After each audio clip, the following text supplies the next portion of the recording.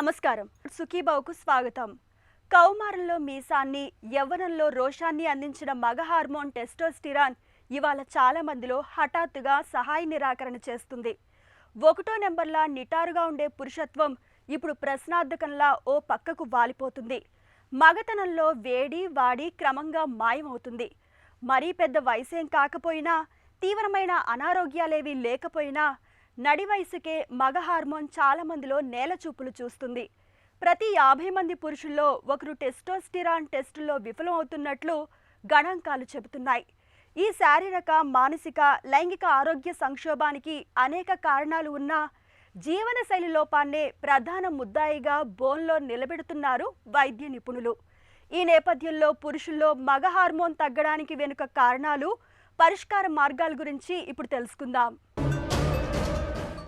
Testosterone పురుషుడికి మగతనాన్ని ప్రసాదించే దమ్మున్న హార్మోన్. ఆమె నుంచి అతణ్ణి వేరు చేసే స్పష్టమైన విభజన రేఖ. 95% టెస్టోస్టిరాన్ హార్మోన్ వృషణాల్లోనే తయారవుతుంది.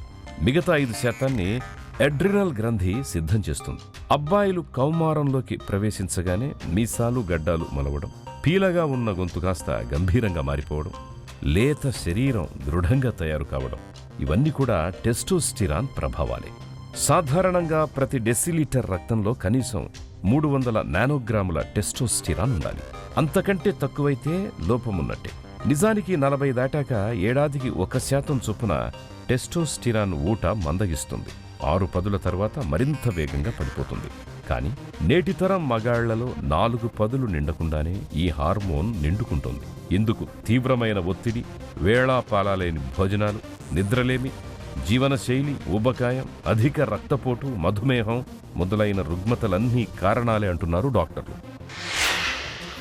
టెస్టోస్టెరాన్ అనేది ఒక మేల్ హార్మోన్ అండి. అంటే మగవారిలో ఇంపార్టెంట్ హార్మోన్ ఏమిటి అంటే అది టెస్టోస్టెరాన్.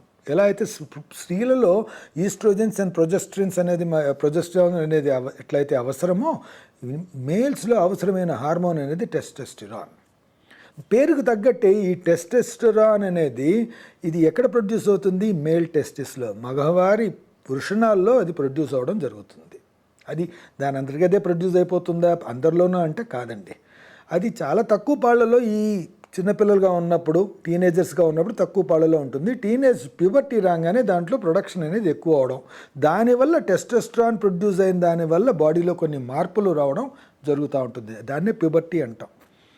దీన్ని డ్రైవ్ చేయడం కూడా, అంటే ఈ టెస్టోస్టెరాన్ అనే ప్రొడక్షన్ టెస్టిస్లో కూడా డ్రైవ్ చేయడం అనేది బ్రెయిన్లో ఉన్న పిట్యూటరీ అనే గ్రంథిలో నుంచి కొన్ని హార్మోన్స్ రిలీజ్ అవుతాయి. అవి ఈ టెస్టిస్ మీద యాక్ట్ చేసి ఆ విధంగా ఆ టెస్టోస్టెరాన్ రిలీజ్ చేసేటట్టు చేస్తాయి. అది ఎప్పుడు జరుగుతుంది? ఈ ప్యూబర్టీ వయసులో జరుగుతుంది. ఈ ప్యూబర్టీ వయసులో జరిగిన తర్వాత ఈ టెస్టోస్టెరాన్ సర్జ్, అంటే ఆ టెస్టోస్టెరాన్ అనేది బాడీలో ఎక్కువైపోతూ ఉంటుంది అనమాట. ఆ ఎక్కువైన దానివల్ల దాని ఫంక్షన్స్ మనకు కనపడతాయి. మీరు చూసుకోండి, 13 ఏళ్ల తర్వాత ఏమవుతుందండి పిల్లల్లో? ఒక వయసు టీనేజర్స్ రాగానే మీసాలు గడ్డాలు వస్తాయి, పొడుగు పెరుగుతాడు, చురుగ్గా తయారవుతాడు, ఎనర్జెటిక్గా ఉంటాడు, మజిల్స్ డెవలప్ అవుతాయి. దాని తర్వాత over period of time sexual drive, అంగంలో మార్పులు, అంగస్తంభన, లేకపోతే అంగంలో సైజు పెరగడం, ఇవన్నీ జరుగుతుందన్నమాట. సో బేసిక్గా ఎనర్జీ లెవెల్స్ని కంట్రోల్ చేస్తుంది, బాడీ హెయిర్ని కంట్రోల్ చేస్తుంది, బాడీ మజిల్స్ని కంట్రోల్ చేస్తుంది, బాడీ సెక్షువల్ డ్రైవ్ని కంట్రోల్ చేస్తుంది. ఒక చురుకుదనం అనేది చెప్తారు చూసారా, అది తేవడానికి ఈ టెస్టోస్టెరాన్ అనేది చాలా చాలా చాలా అవసరం. సో సపోజ్ టెస్టోస్టెరాన్ అనేది లేదనుకోండి, ఏమవుతుంది? మనిషికి మూతి మీద గడ్డాలు, వీసాలు రావు, మజిల్ మాస్ డెవలప్ కాదు, ఆ యుక్త వయసులో ఏదైతే చురుకుదనం ఉందో అది ఉండదు, ఎప్పుడు డిప్రెస్డ్గా ఏదో కూర్చొని ఉంటారు. ఆ సెక్షువల్ డ్రైవ్ అనేది కూడా జరగకపోతుంది. సో ఇవి లేని వాళ్ళలో జరిగే లక్షణాలు అనమాట. ఇది కామన్ అండి. అది ఈ వయసు కానీ ఏ వయసైనా కానీ అది లేకుండా పోయింది అంటే మాత్రం ఈ విధంగా జరుగుతుంది. లైంగిక జీవితంలో అంగస్తంభన, శీఘ్ర స్ఖలనం సమస్యలు కనిపించగానే హార్మోను లోపం వల్లనే ఇలా జరుగుతుంది అనే నిర్ణయానికి వచ్చేయకూడదు. కొన్నిసార్లు గుండె జబ్బుల కారణంగానూ అంగస్తంభన ఆగిపోవద్దు. ఒత్తిడిని తేలిగ్గా తీసుకోలేం. ఒత్తిడితో పాటు కార్టిసాల్ హార్మోన్ ఊట కూడా పెరుగుతుంది. ఆ ప్రభావం వల్ల కూడా టెస్టోస్టిరాన్ తయారీ మందగిస్తుంది. పిట్యూటరీ గ్రంథిలో సమస్య ఉన్నప్పుడు సైతం ఆ ఉత్పత్తి పడిపోతుంది. కొందరిలో జన్మతః లోపాలుంటాయి. ఏ ప్రమాదంలోనో 2 వృషణాలు దెబ్బతిన్నప్పుడు, క్యాన్సర్ కారణంగానో ఏదో ఒక వృషణాన్ని తీసేసినప్పుడు, వృషణాల పరిమాణం మరీ చిన్నగా ఉన్నప్పుడు, ఇలా అనేక సందర్భాల్లో టెస్టోస్టిరాన్ పనితీరు మందగిస్తుంది. Chemotherapy, radiation దుష్ప్రభావాన్ని విస్మరించలేం. కొన్నిసార్లు సమస్య వారసత్వమైంది కావచ్చు. కాబట్టి మగ హార్మోను తగ్గడానికి మూల కారణం తెలుసుకోవడం చాలా ముఖ్యం. టెస్టోస్టెరాన్ అనేది అందరికీ న్యాచురల్గానే ప్రొడ్యూస్ అవుతూ ఉంటే మనం ఈ ఎక్కువ తక్కువ గురించి ఎందుకు ఆలోచిస్తున్నాము? అసలు దీని గురించి మనం ఆలోచించాల్సిన అవసరం ఏమిటి అంటే, నిజమే, దానికి కొన్ని రీజన్స్ ఉంటాయండి. చాలామందిలో టెస్టోస్టెరాన్ లేకపోవడం, టెస్టోస్టెరాన్ ఉన్నా కానీ సరిగా లేకపోవడము, పని చేయకపోవడము, ఎంతో కారణాలు, కొన్ని జబ్బులు ఉంటాయండి. మనకు ఆ ఇంట్రెస్ట్ ఆ జబ్బుల మీద కాదండి. ఎందుకంటే ఆ జబ్బులు ఇంతకు ముందు కూడా ఉన్నాయి, ఇప్పుడు కూడా ఉన్నాయి. అది చాలా తక్కువ వాళ్ళలో జరుగుతుంది. ఏదో ఒకసారి ఏదో యాక్సిడెంట్లో టెస్టిస్ 2 దెబ్బ తగిలిపోవడము, లేకపోతే ఆపరేషన్ వల్ల మనకు కొన్ని తీసేయడం జరగడము, లేకపోతే బ్రెయిన్లో కొన్ని ట్యూమర్స్ వల్ల, పిట్యూటరీలో ట్యూమర్స్ వల్ల, లేకపోతే పిట్యూటరీలో ఉన్న కొన్ని జబ్బుల వల్ల అక్కడ నుండి హార్మోనే రిలీజ్ కాకపోవడము, లేకపోతే కొంతమందికి న్యాచురల్గా జెనెటిక్ కారణాల వల్ల టెస్టోస్టెరాన్ ప్రొడక్షనే సరిగా లేకపోవడము, ఇవన్నీ కొన్ని కారణాలు ఉంటాయి. ఇవన్నీ ఏంటి, చాలా రేర్ కారణాలు, అంటే లక్షల్లో ఒకరికి రావడం జరిగే అవకాశం. దీని గురించి మనం ఎక్కువగా ఆలోచించాల్సిన అవసరం లేదు. కానీ మనం ఇప్పుడు ఆలోచన ఏది మనం తెలుసుకోవాల్సిన అవసరం ఏమిటి అంటే, మనం ఈ టెస్టోస్టెరాన్ గురించి ఎందుకు మాట్లాడుకుంటున్నాము అనేది తెలుసుకుందాం. జబ్బులు పక్కన పెడదాం. సబ్స్టెన్స్ అబ్యూస్, డ్రగ్స్ కానీ, సిగరెట్ కానీ, స్మోకింగ్ కానీ, ఆల్కహాల్ కానీ ఎక్కువ అబ్యూస్ అనేది చేసినప్పుడు డెఫినెట్గా బాడీలో ఉన్న టెస్టోస్టెరాన్ అనేది తగ్గిపోతుంది. Number 2, stress. High stress levels ఉన్న వాళ్ళలో కూడా ఈ టెస్టోస్టెరాన్ ప్రొడక్షన్ అనేది తగ్గిపోతుంది. నెంబర్ 3, కొంతమంది బాగానే ఉన్నారు ఎనర్జెటిక్గా, కొంతమంది మరీ అసలు ఎటువంటి యాక్టివిటీ లేకుండా ఒబేసిటీ, సెంట్రల్ ఒబేసిటీ, మధ్య భాగం మాత్రం మొత్తం ఇంతలావుగా పెద్ద పొట్ట రావడము ఈ విధంగా జరుగుతుంది. వీళ్ళల్లో టెస్టోస్టెరాన్ అక్కడే అబ్జార్బ్ అయిపోయేసి దాని ఎఫెక్టివ్నెస్ తగ్గిపోతూ ఉంటుంది. నెంబర్ 4, కొత్తగా అండి మజిల్స్ డెవలప్ చేద్దామని కొన్ని అనబాలిక్ స్టెరాయిడ్స్ అనే ఇంజెక్షన్స్, టాబ్లెట్స్ వేసుకుంటూ ఉంటారు. అసలు ఇన్ఫ్యాక్ట్ దానివల్ల టెస్టోస్టెరాన్ అనేది తగ్గిపోయే అవకాశం ఉంటుంది. ఇలా చాలా కారణాల వల్ల ఈ యుక్త వయసులో ఉన్న వాళ్ళలో ఈ టెస్టోస్టెరాన్ తగ్గిపోవడం అనేది జరుగుతూ ఉంది, ఆర్ టెస్టోస్టెరాన్ ఎఫెక్టివ్నెస్ అనేది తగ్గిపోవడం జరుగుతూ ఉంటుంది. నిన్న మొన్నటి వరకు టెస్టోస్టిరాన్ లోపాన్ని పెరిగే వయసుతో ముడిపెట్టేవారు, నడి వయసు సంక్షోభంగా చిత్రించేవారు. అయితే ఇవాళ 25 యువకుల్లోనూ ఈ లోపం కనిపిస్తుంది. ఇందుకు ఊబకాయం మొదలుకుని హై బీపీ, షుగర్, తీవ్రమైన ఒత్తిళ్లు, ఆందోళనలు, పొగ, మద్యం వంటి అలవాట్లు, ఇలా చాలా కారణాలే కనిపిస్తాయంటారు నిపుణులు. మగ హార్మోన్ తగ్గడానికి కారణాలు, పరిష్కార మార్గాల గురించిన మరిన్ని వివరాల్ని ఇప్పుడు తెలుసుకుందాం.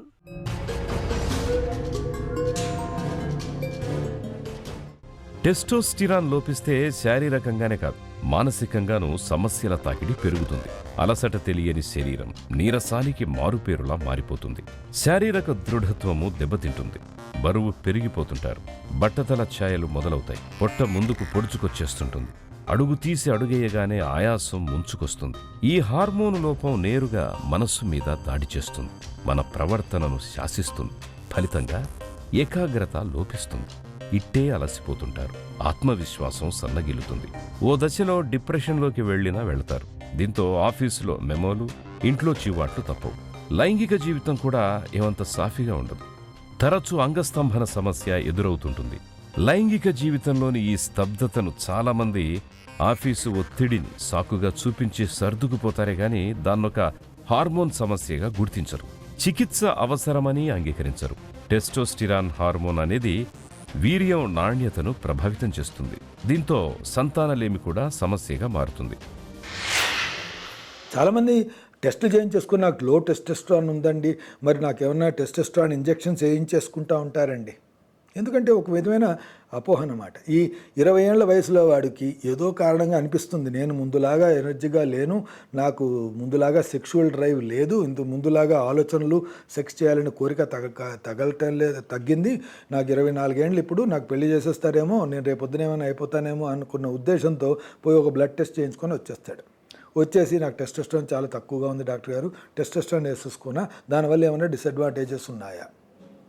ఇట్లా చాలామంది ఈ విధంగా చేస్తూ ఉంటారు. సో అది తప్పనమాట, అది చేయకూడదు. ఎందుకంటే టెస్టోస్టెరాన్ లెవెల్ అనేది ప్రతి మనిషిలో ఒకటేలాగా ఉండదండి ఒక రోజు లోపల. పొద్దున 3 గంటలకు ఓ లెవెల్ ఉంటుంది, మధ్యాహ్నం 12 గంటలకు ఓ లెవెల్ ఉంటుంది, సాయంత్రం 6 గంటలకు ఓ లెవెల్ ఉండొచ్చండి. So there is a variation in testosterone levels in a single day. ఇప్పుడు చూసారంటే చాలామంది యుక్త వయసులో ఉన్న వాళ్ళకి పొద్దున్న 3 నుంచి 4 గంటల లోపల వాళ్ళకి అంగస్తంభన ఎక్కువగా ఉంటుంది. ఎందుకు ఉంటుంది? That's because of A testosterone surge. ఆ టైంలో సర్జ్ అనేది వస్తుంది టెస్టోస్టెరాన్ ప్రొడక్షన్లో. దానివల్ల వాళ్ళకి ఆ టైంలో అంగస్తంభన జరగడం అనేది జరుగుతూ ఉంటుంది. కాబట్టి ఈ టెస్టోస్టెరాన్ అనేది వాల్యూ ఒక్కటి చూసి అది తగ్గింది అని చెప్పి అనుకొని దానికి ట్రీట్మెంట్ తీసుకోవడం అనేది తప్పండి. ఎప్పుడు కానీ మనం ఈ టెస్టోస్టెరాన్ తగ్గిందా లేదా అని తెలుసుకోవడం ఎప్పుడు జరుగుతుంది అంటే, తగ్గితే ఎలాంటి కష్టాలు వస్తాయో అలాంటివి మనకు కంప్లైంట్గా ఉన్న పక్షంలో, అంటే చెప్పాను చూసారా, మజిల్స్ అస్సలు లేవండి, మజిల్స్ డెవలప్ అవ్వట్లేదు, మీసాలు గడ్డలు రావట్లేదు, ఇంత ముందులాగా చురుగ్గా లేను, చాలా చచ్చుగా ఉంటున్నాను, ఆయాసం వస్తుంది, అసలు నా వల్ల పని చేయలేకపోతున్నాను, ఎప్పుడు నిద్రపోవాలనిపిస్తూ ఉంటుంది, డిప్రెస్డ్ మూడ్లో ఉంటున్నాను, నాకు అసలు సెక్షువల్ డ్రైవే రావటం లేదు, సెక్స్ చేయాలని అనిపించడం లేదు, అసలు ఆ కోరికే కూడా జరగట్లేదు, కోరిక ఉన్నా కానీ జరిగే అవకాశం చాలా తక్కువగా కనపడుతూ ఉంది, నా వయసుకి ఇది కరెక్ట్ కాదు కదండి, అలాంటివి కనపడినప్పుడే అప్పుడు మనం కొరిలేట్ చేసుకోవాలి.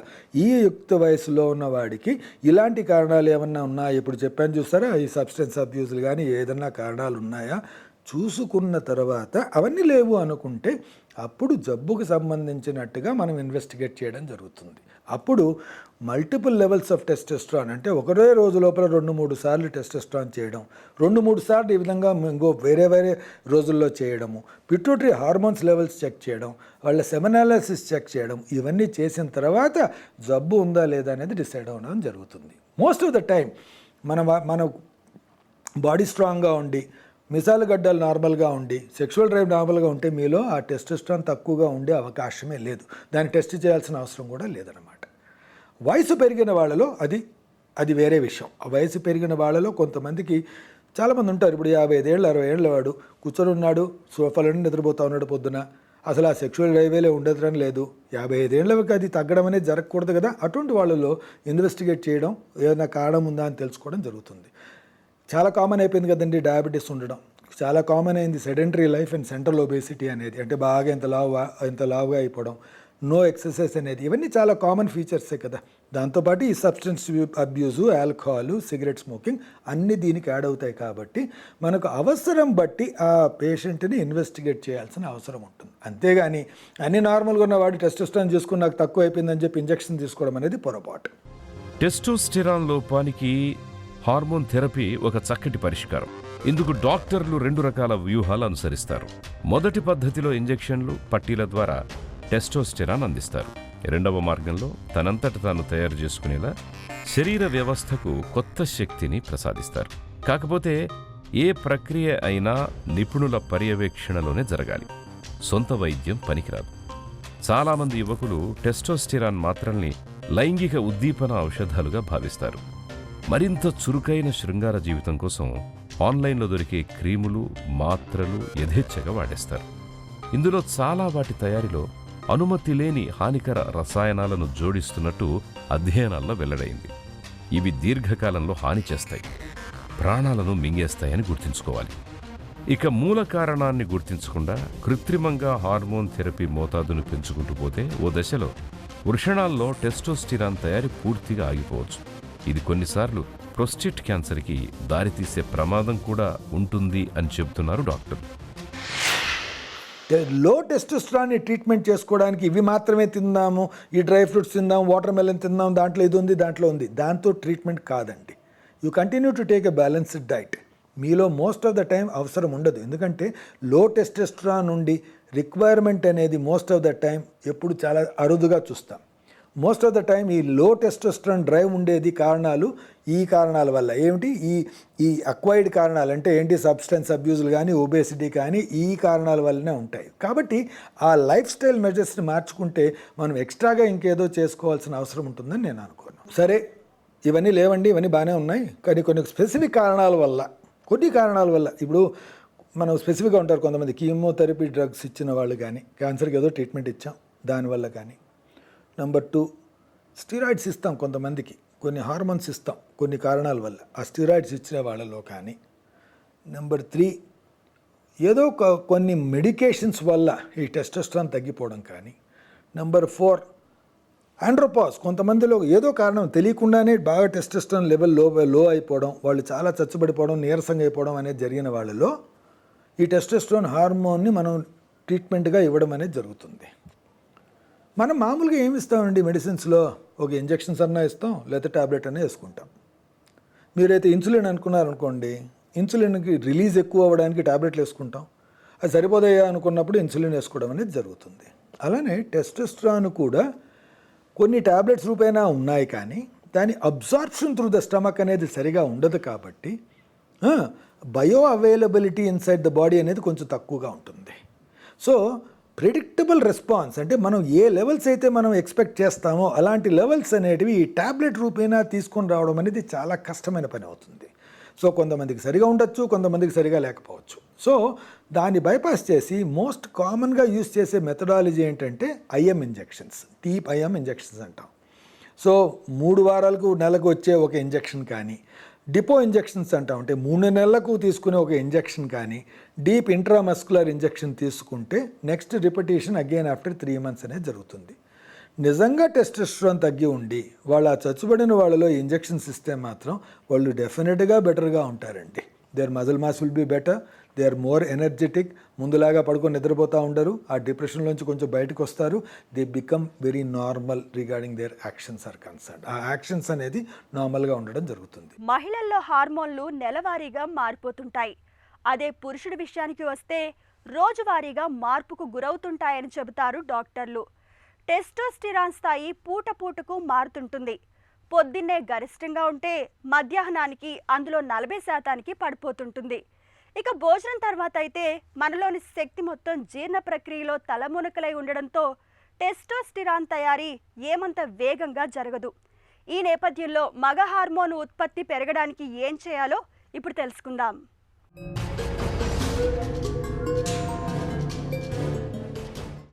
ప్రతి 10 మంది ఊబకాయ పురుషుల్లో ఒకరిలో టెస్టోస్టిరాన్ సమస్య ఉన్నట్టు వైద్యులు చెబుతున్నారు.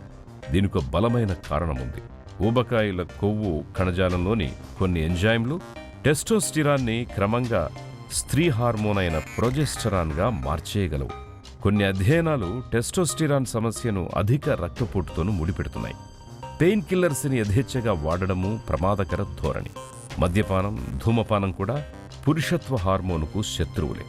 ఆహారంలో జింక్ లోపం టెస్టోస్టిరాన్ ఉత్పత్తిని అడ్డుకుంటుందని డాక్టర్లు హెచ్చరిస్తున్నారు. కొంతమంది వ్యాపారులు గేదెలకి హార్మోన్ ఇంజెక్షన్స్ ఇవ్వడం ద్వారా పాల ఉత్పత్తి పెంచుకుంటారు. ఇలాంటి పాలు టెస్టోస్టిరాన్ ఉత్పత్తిని ప్రతికూలంగా ప్రభావితం చేస్తాయి. 6 ప్యాక్ కోసం కొందరు, పథకాల మోజులో మరికొందరు దొడ్డిదారిని ఆశ్రయిస్తున్నారు, టెస్టోస్టిరాన్ని వినియోగిస్తున్నారు. మొదట్లో అంతా బాగున్నట్టే అనిపించినా క్రమంగా శరీర వ్యవస్థ మొరాయిస్తుంది.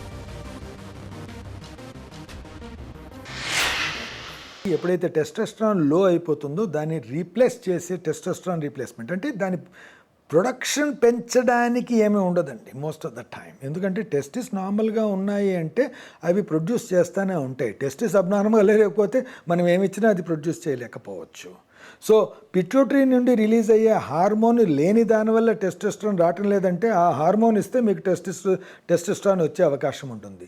టెస్టిస్లోనే ప్రొడక్షన్ క్యాపబిలిటీ లేదు, దానివల్ల టెస్టోస్టెరాన్ రావటం లేదు అనుకోండి, దాని ప్రైమరీ టెస్టిక్యులర్ ఫెయిల్యూర్ అంటే అది రావట్లేదు అనుకోండి, అసలు మీరు ఏమిచ్చినా కానీ రాకపోవచ్చు. అలాంటి వాళ్ళలో టెస్టోస్టెరాన్ అనేది రీప్లేస్ చేయడం అనేది జరుగుతుంది. ఈ ఓవర్ ద కౌంటర్ మెడికేషన్స్ అనేది చాలా చిక్కుతాయి, టెస్టోస్టెరాన్ పెంచుతాయి, లేకపోతే నీలో ఉత్సాహం కలిగిస్తాయి, ఇవి అవి అని చెప్పేసి. ఇవన్నీ మోస్ట్లీ అనబాలిక్ స్టిరాయిడ్స్ అండి. బేసిక్గా they are all anabolic steroids, they are not true testosterone agents. True testosterone agents అనేది ఓరల్గా నేను ఇందాక చెప్పినట్టు అంత ఈజీగా అబ్జర్వ్ అయ్యి ఆ మెటబాలిక్ రాదు.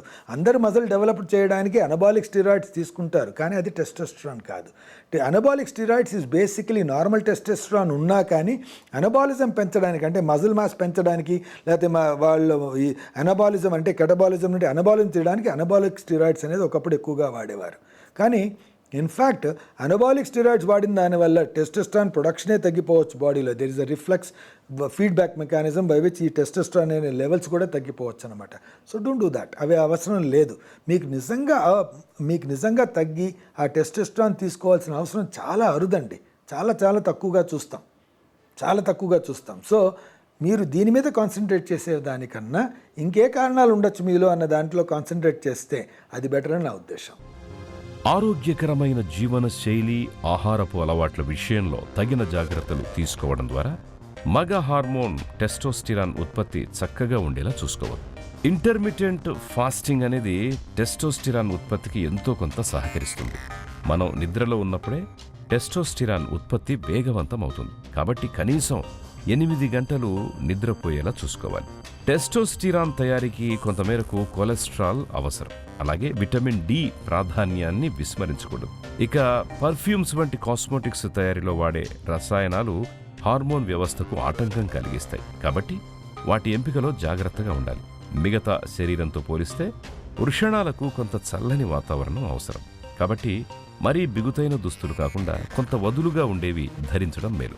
ఇక ఒత్తిడిని అధిగమించేందుకు యోగా, ధ్యానం, ప్రాణాయామ బాగా ఉపకరిస్తాయి. ఆహారంలో అల్లం, ఉల్లి, వెల్లుల్లి, ఆలివ్ ఆయిల్, గుడ్లు, మాంసం, చిక్కుడు జాతి గింజలు, సిరిధాన్యాల్ని సమృద్ధిగా తీసుకోవాలి. టెస్టోస్టిరాన్ పెంచడంలో ఆయుర్వేద ఔషధమైన అశ్వగంధను వాడుకోవడం మంచిదే. ఒంట్లో మగ హార్మోన్ తక్కువగా ఉన్నప్పుడు కేవలం టెస్టోస్టిరాన్ కోసమే ప్రయత్నిస్తే మనకు అది మాత్రమే దక్కుతుంది. అదే సమయంలో అవసరమైన కీలకమైన హార్మోన్లను కోల్పోతాం. అలా కాకుండా పరిపూర్ణ ఆరోగ్యాన్ని ఆకాంక్షిస్తే టెస్టోస్టిరాన్ సహా అన్నీ దక్కుతాయి. ఇందుకు మనం చేయాల్సిందల్లా ఆహారపు అలవాట్లు, జీవనశైలిలో తగిన జాగ్రత్తలు తీసుకోవడమే. టెస్టోస్టిరాన్ లోపం మరీ తీవ్రంగా ఉన్నప్పుడు డాక్టర్ల పర్యవేక్షణలో హార్మోన్ థెరపీని తీసుకోవడం అన్ని విధాలా మేలు.